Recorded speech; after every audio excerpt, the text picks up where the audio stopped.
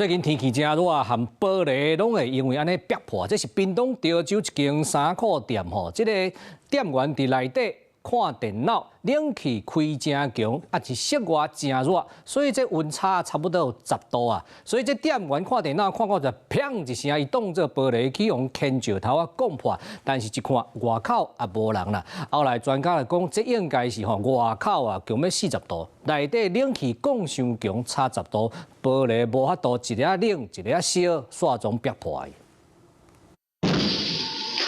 服装店的窗仔门传出着爆炸声音，玻璃破一空，有够大空。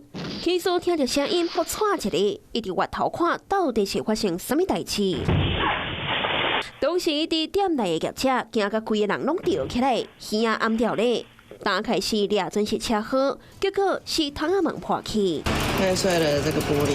小风一直灌一摆，玻璃皮落伫咧电视下顶悬。为着民众安全，业者先处理割掉伫窗仔门顶悬的玻璃。往里面推啦。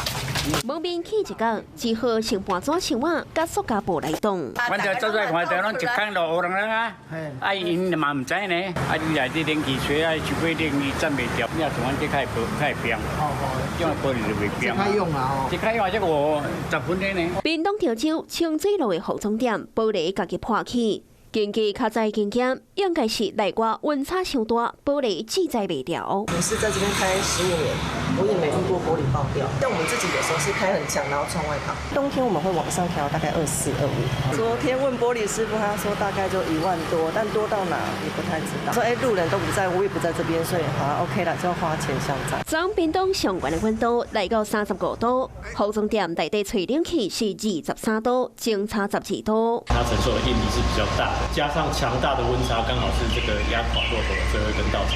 加在同时，无人徛伫附近去互玻璃擦掉，翻头再来看一界玻璃破起位面。这界的爆炸，若互店家心惊胆吓，也得爱加开一条钱来修理。